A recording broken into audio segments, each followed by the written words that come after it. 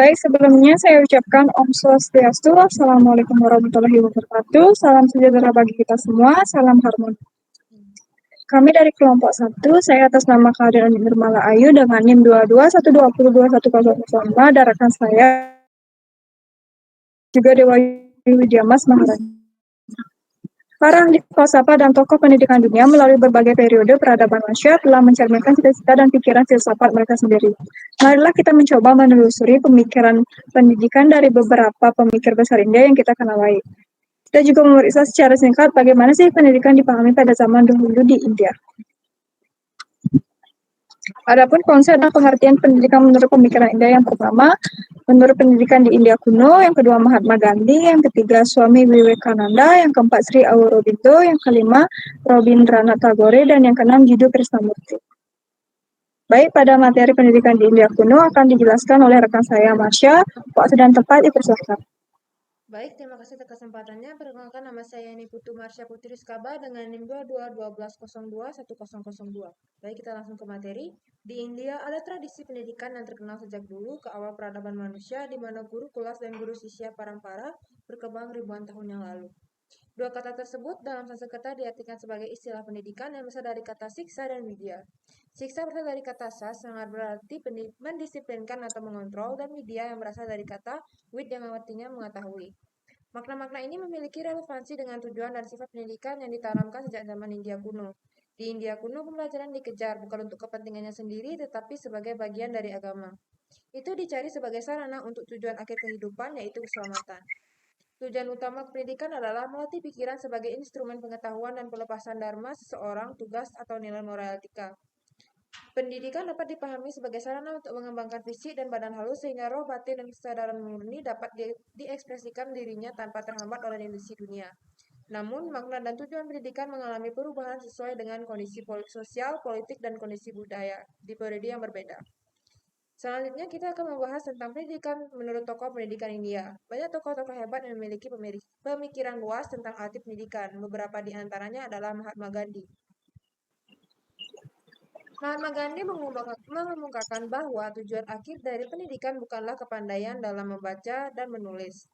Tetapi beliau lebih setuju apabila pendidikan anak dimulai dengan mengajar suatu cabang ilmu kerajinan tangan dan memungkinkan murid itu menghasilkan barang dari saat awal pendidikannya. Menurutnya, pendidikan intelek sejati hanya dapat dicapai dan diraih dengan pelatihan dan pendidikan yang wajar. Berkenaan dengan anggota-anggota tubuh manusia misalnya tangan, kaki, mata, telinga, hindu, dan sebagainya.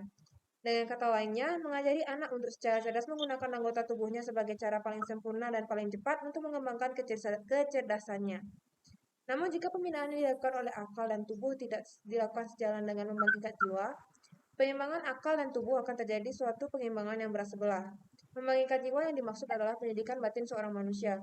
Maka perkembangan akal budi yang tepat dan menyeluruh hanya bisa dilakukan apabila itu berlangsung seiring dengan pendidikan anggota-anggota tubuh jiwa pada anak tersebut.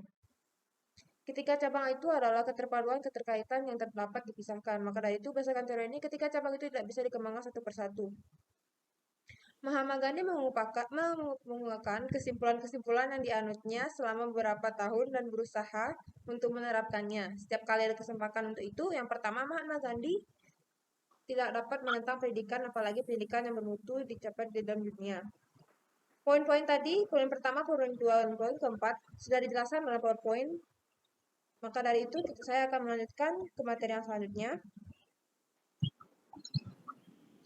Baik, materi selanjutnya dari menurut Swami Vivekananda. Swami Vivekananda lahir pada tahun 1836 dan wafat pada 1902. Beliau merupakan seorang pemikir besar dari India. Beliau memberikan sebuah wawasan bagaimana seharusnya pendidikan itu terjadi. Menurut Swami Vivekananda, pendidikan adalah sebuah manifestasi yang ada pada diri manusia. Fokus utama dalam belajar adalah mampu membuat kemampuan atau bakat tersembunyi seseorang menjadi nyata. Swami Vivekananda mengatakan bahwa pendidikan bukan hanya kumpulan informasi, tapi sesuatu yang bermakna. Menurutnya, tujuan pendidikan adalah bagaimana kita dapat mewujudkan kesempurnaan dalam hidup.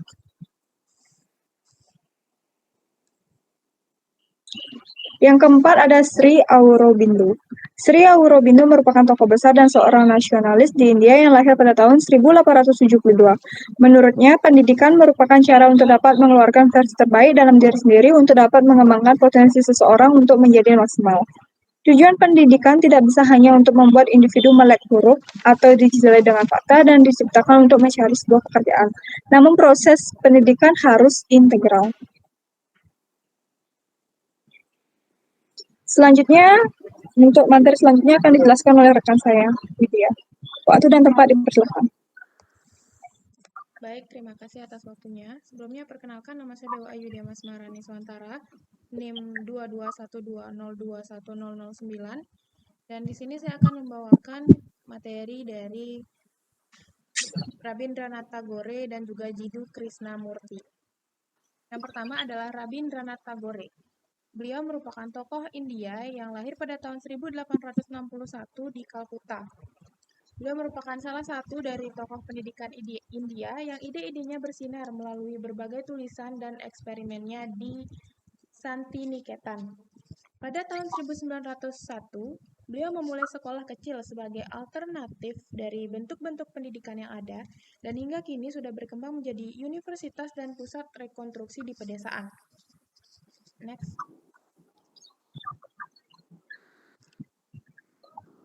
Menurut pandangannya, pendidikan sudah berurat akar di lingkungan terdekat, tetapi terhubung kepada budaya dunia yang lebih luas. Lalu, beliau juga menyatakan bahwa pembelajaran seharusnya berputar secara organik di alam terbuka untuk menciptakan suasana yang spontan bagi siswa. Contohnya dengan melakukan kelas di udara terbuka, di bawah pohon contohnya. Beliau juga mengemukakan bahwa sekolah bukanlah pabrik, tetapi harus membangun suasana bebas bagi para siswa untuk membangun kontak dengan alam. Next.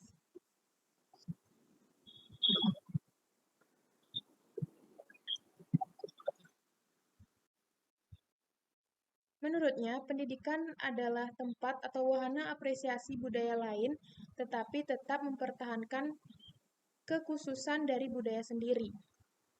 Lalu, kebebasan, ekspresi diri yang kreatif dan komunikasi aktif dengan alam dan manusia merupakan 3 prinsip utama dari filsafat pendidikannya. Menurutnya, pendidikan harus ditujukan untuk pengembangan kecenderungan aktif anak.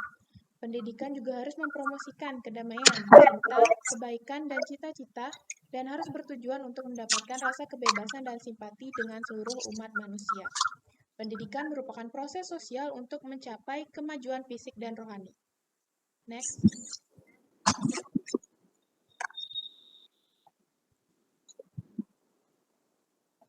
Pendidikan sejati adalah pendidikan yang mampu menciptakan tempat bagi manusia untuk berlindung dalam kehidupan ini. Next. Tokoh yang keenam adalah Jiddu Krishnamurti. Jiddu Krishnamurti merupakan tokoh yang lahir pada tahun 1994 dan merupakan salah satu dari ke-20 guru paling berpengaruh abad ini. Beliau merupakan seorang ahli filsafah yang mengabdikan hidupnya untuk pendidikan. Menurutnya, sistem pendidikan yang ada saat ini merupakan sistem pendidikan yang cukup konvensional, di mana praktik sistem pendidikan sekarang menghasilkan manusia dengan suatu minat utama, yaitu mencapai keamanan, menjadi orang penting, dan mendapatkan gelar dan pekerjaan. Pendidikan saat ini, menurutnya, merupakan pendidikan yang memiliki arti kecil dengan membuat kita tunduk, mekanis, dan tidak berpikir. Seharusnya tujuan pendidikan bukan sekedar menghasilkan sarjana dan profesi belaka, tetapi melainkan suatu kebebasan. Beliau memahami makna hidup secara keseluruhan untuk mewujudkan jenis pendidikan yang tepat. Menurut beliau, fungsi pendidikan bukan sekedar memperoleh pengetahuan, tetapi menciptakan manusia yang terintegrasi dan cerdas. Pendidikan harus bertujuan untuk membantu orang dalam aspek-aspek kehidupan. Next. Salah satu quote dari beliau adalah, kecerdasan adalah kapasitas untuk memahami apa yang penting dan apa yang ada. Dan untuk membangkitkan hal tersebut dalam diri sendiri maupun orang lain perlu adanya pendidikan. Sebuah catatan singkat tentang ide-ide pendidikan dari beberapa ahli pendidikan India mengungkapkan bahwa pendidikan dipandang berbeda oleh orang yang berbeda.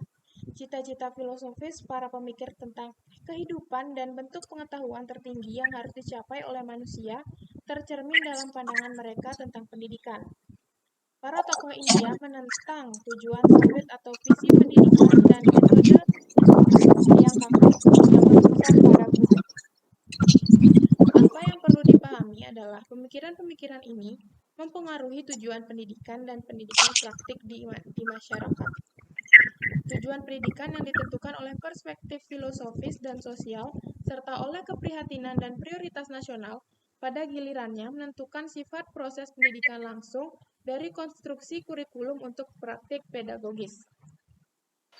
Sekian materi dari kelompok kami. Apabila ada kesalahan kata, kami mohon maaf. Dan saya sebagai perwakilan menutup presentasi ini dengan Parama Santi. Om Santi Santi Santi Om. Wassalamualaikum warahmatullahi wabarakatuh.